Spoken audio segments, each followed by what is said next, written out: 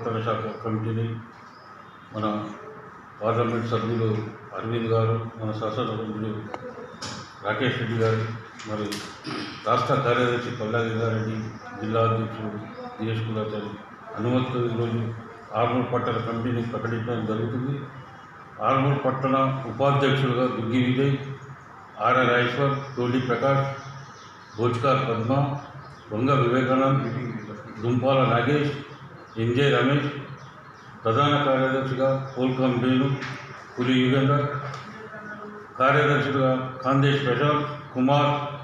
మిరియాల్కర్ కిరణ్, చిన్నారెడ్డి, పల్లెసీరు, శివాగౌడ్, అడిగల్ సురేందర్, మరియు కోశాధికారిగా ధన్పాల్ శివన్ నియమించడం జరిగింది. దీనికి ఈ కమిటీ ఆర్మూర్ పట్టణంలో పూర్తి స్థాయి కమిటీ, ఇంకా రేపే నుండి మోర్చాలను కూడా కమిటీని డిక్లేర్ చేయడం జరుగుతుంది. ఈ కమిటీ కార్యవర్గ సభ్యులుగా మర్రి రాజు,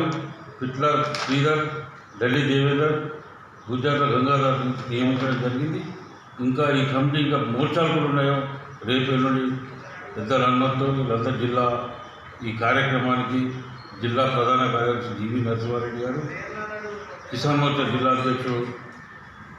నూతుల శ్రీనివాసరెడ్డి గారు, ఓబీసీ మోర్చా జిల్లా అధ్యక్షుడు యామద్రి భాస్కర్ గారు, బీజేపీ సీనియర్ నాయకుడు కలిగొండ గంగా గారు, ఈరోజు కొత్తగా నియమితులైన మా ఉపాధ్యక్షులు, ప్రధాన కార్యదర్శులు వీళ్ళందరికీ కూడా ఆర్మూర్ పట్టణంలో భారతీయ జనతా పార్టీ ఈ ఎంపీ ఎలక్షన్, మన ఎమ్మెల్యే ఎలక్షన్ గెలిపించడం, ఇప్పుడు రేపు ఎంపీ ఎలక్షన్లో పార్టీని ఇంకా బలోపేతం చేయడానికి మొన్న కంటే ఇంకా మీదంటే ప్రతి ఇంటికి పోయి ప్రతి మోడీ చేసిన కార్యక్రమాలను ప్రతి ఒక్కటి